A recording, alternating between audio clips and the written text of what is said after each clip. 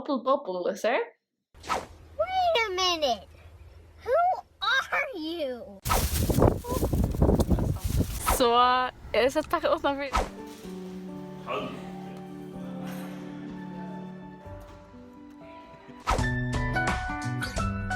Hej dit, jag ska gå VAKURLEIKI.FO i das video att vi en Dagur. En Dagur med livet med i quarantine men when you find out your normal daily lifestyle is called quarantine. Quarantine men vi ser Sóttarhaldi i förrjun. Kjolt inte har utanlanda eller som så har orsaka över Sóttarhaldi. Så vi att hemma och rena halta hemma och rena att hålla oss inte bort från kvarandra socialt för att inte vara smittad för inte sprida smittan. Särla för det var ju också samhället och för det till äldre och till som kunde vi vandra bältet. Så det är som jag gör och i det så hade jag det så klart bältet till kan inte göra så det är nu tar vi det i karantenu. Nej.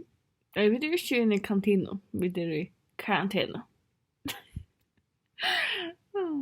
Karantenu, vet du. Jag har alltid kallat det bara Sóttarhaldi. Det är ju. Och det som jag gjort är att det har faktiskt varit något snyggt immens. Jag rönt över sin kreativ, rönt över en igång.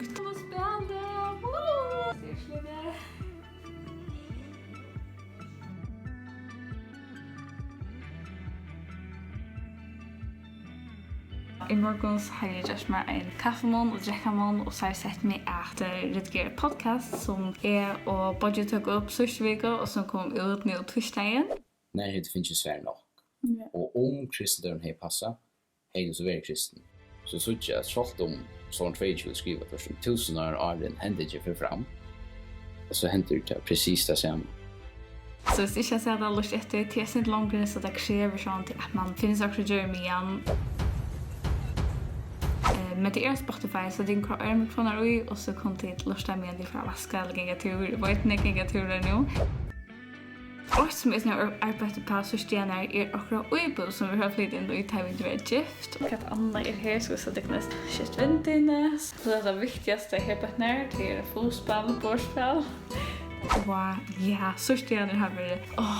Alltså, jag var så spänt i flera månader så det var en känsla på det så det är att faktiskt Elvis har blivit läbbig i vista men så det som jag säger är att jag var sån chat där att vi måste avlysa varslarna, inte vuxna blev bara minne och sånt.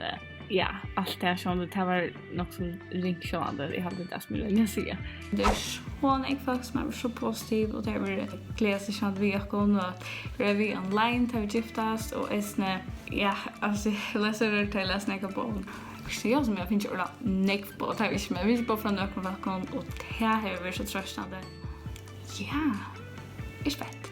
Så visst för att smicka var så är sen får jag in på nu för bara alltså jag kan vakna och stå och stretcha så jag ligga och det shit.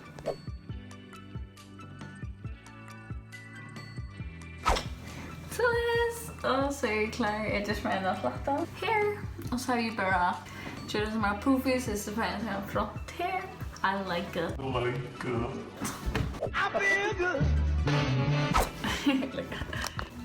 Men det är ett problem för att leva sitta. Boilan till tamar och andra liksom är så här problem. Så tycker man då var det gott leva så efter som vet att jag får ju så mycket som för ja, jag har faktiskt har lust att podcasten efter och ta mal där så är bara sånt på ta för att ta ut och jag skulle lust det och så bli på charmant som är vi här Sveriges lust det. Jag hade det ju gott som det är och det är hyggligt och det är prat eller längre prat. Som jag vant det sen folk har tweetat så det är nick inne.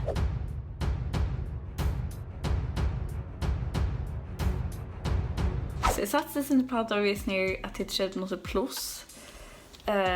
Tusen risker till min flesta video är 20 minuter, max 15 minuter video och podcast. Så det är sen en pröva att göra en podcast med längre hästartyna där folk har tog. Och från dem som lustar heter podcasten så fick jag ordentligt gott feedback och det var också som skrev tacka för och för anmälningarna och så från mig så det var ordentligt fantastiskt. Men jag släppte mig själv att det är ju ett som kan samla sig med och på podcastet till det så länge eller inte det lite till det så länge. Emma?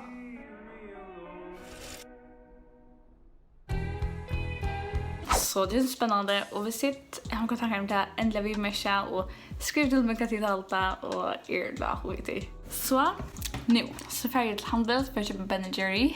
Halja. Ja, kan vi bilder? Så jag har kommit bilen, vi handskar till att jag har en gång satt handskar efter men här jag ser skulle det vara safe så har vi att köpa Ben & Jerry vi handskar och så det är som lösen för länge som jag klippte gjort det första prisen av vinkeln så nu är det där. Så priserna så det var en stor passion av min dag. Kick affection. Oh my god. Okej, jag fanns chips, en mini Ben & Jerry och fick faktiskt ett huskott från sån några för Klaxvik som gjorde det var så cool huskott att leka annan sällan det att det är förenkar där och annars vill då ha det där vi säger och tar typ några personer som det ser ut som halta pengar det. Men jag hade det gott och sprays när glädje i sig coronatog. Det är mega vinter ute så jag skulle så gott vi tar det med. Okej. Men vad som är så då är det så det är att ta sin telefon vi vet inte. Så tar jag just central och rätta kontakta med och ha samband med dig så det är ju också kan man väl också rycka för dig över inne och ja, det är därför jag då så jag satt packa upp för jag spelar grindjalla till den vinter så att de får packa när sjukas ja. Så snackar vi bara i telefon bara ser så det är faktiskt ordentligt gott. Så något annat som jag gjort där är att jag börjar skriva uppgifterna som är tältna som vi ska lätta in här. Och jag har skrivit spårdommen. Det är så tydligt. Men jag som rotar telefonerna till att jag har några mynter från sommar, det har varit taliga paroler.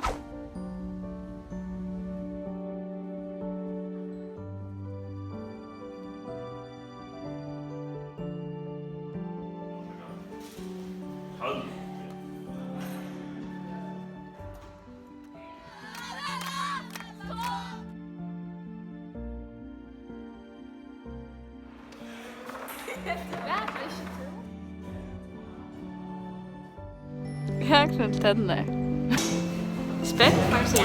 Så far så good. Mar har varit taliga paroler. Hvis du inte vet vilka paroler så tjänar du på Facebook. Det är en ordentligt cool leva som för fram i Italien om sommaren. Under vanliga omständigheter så nu är det coronatid så nu är det inte säkert.